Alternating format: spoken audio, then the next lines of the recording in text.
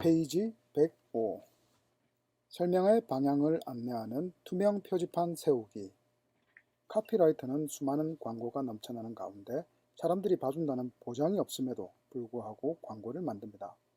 광고에서 요점은 세 가지입니다.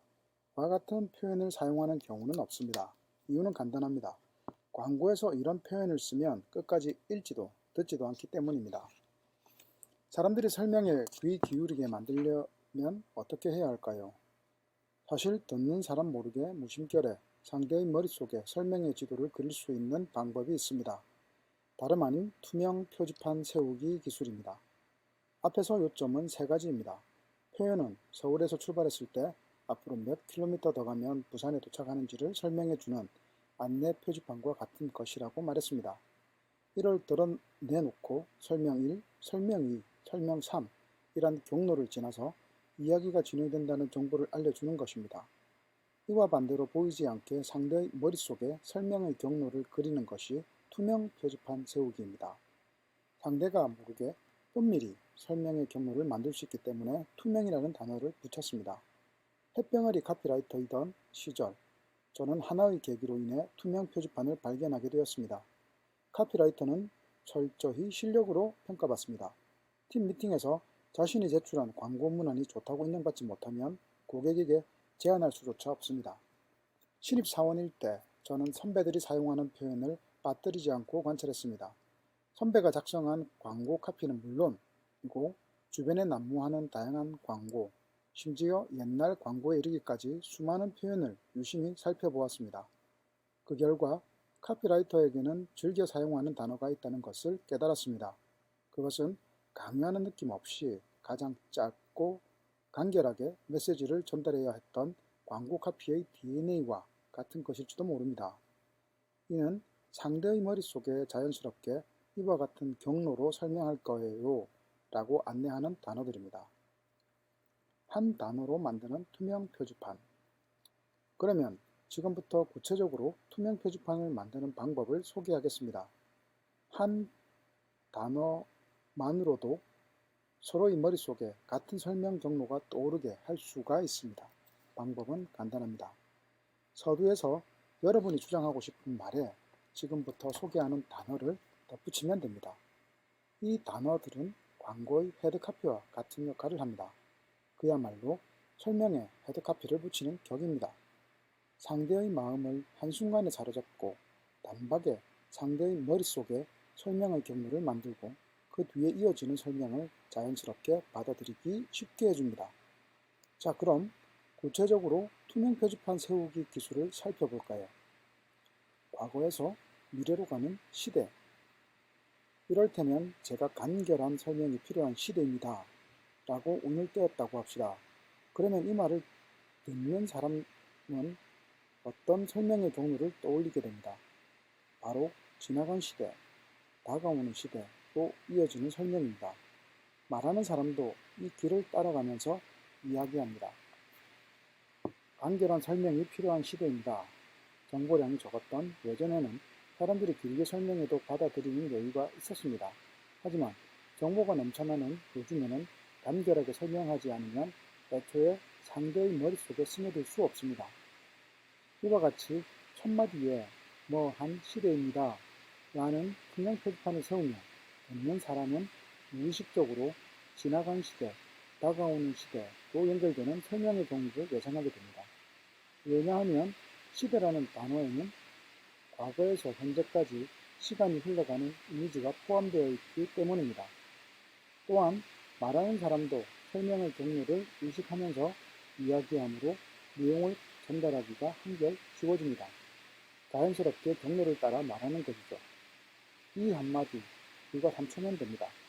서두에 시대라는 표현 하나를 덧붙이는 것만으로도 설명을 하기도 쉬워지고 듣는 사람 입장에서도 내용을 편하게 받아들일 수 있습니다.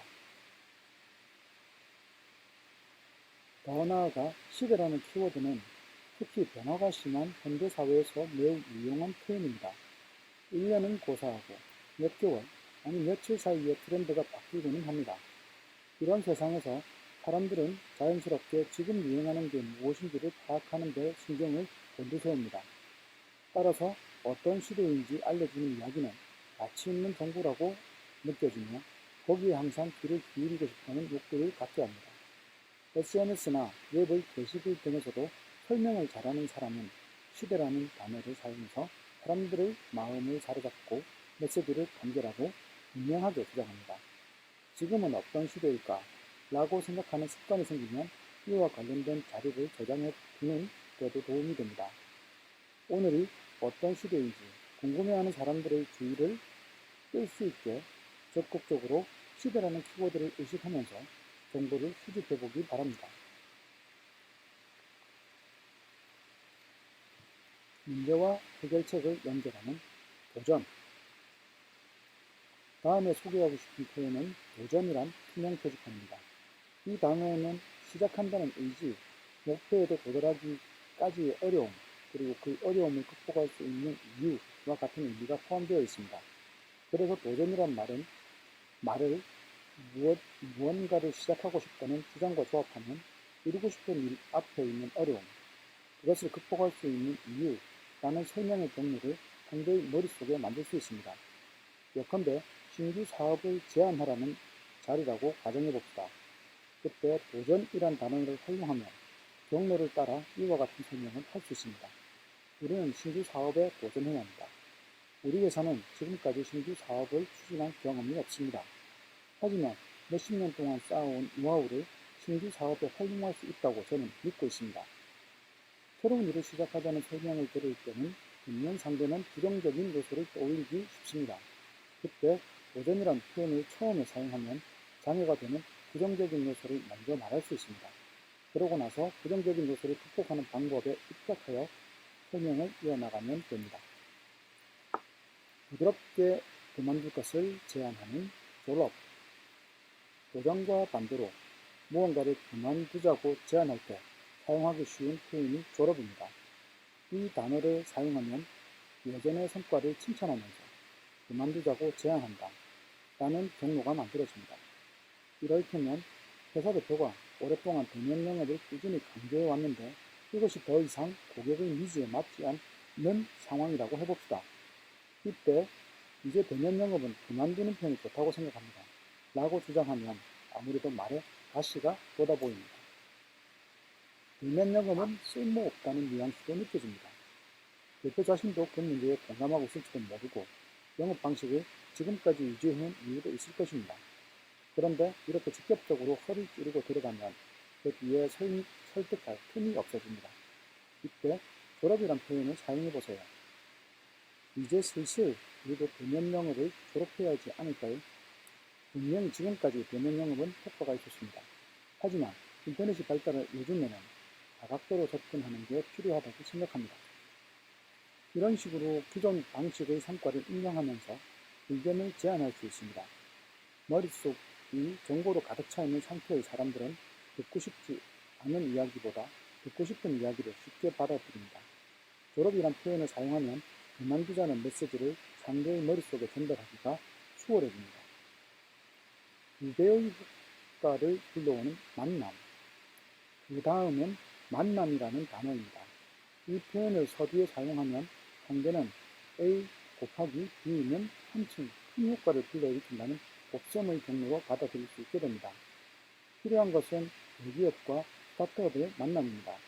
대기업은 자본력과 경험을 제공하고 스타트업은 기동력과 최첨단 기술을 제공하여 새로운 사업을 만들어갈 수 있습니다. 이렇게 만남이란 단어를 쓰면 상대의 머릿속에 무엇과 무엇을 곱하면 더 큰 효과가 생긴다는 이미지를 떠올리게 할 수 있습니다. 이때 중요한 점은 서로의 장점만 말하고 있는 듯 싶지만 서로의 단점도 언급하고 있다는 것입니다. 앞의 설명을 살펴보면 사실 대기업은 기동력이 떨어진다. 스타트업은 경험과 자본이 없다. 이 양쪽의 단점을 지적하고 있습니다.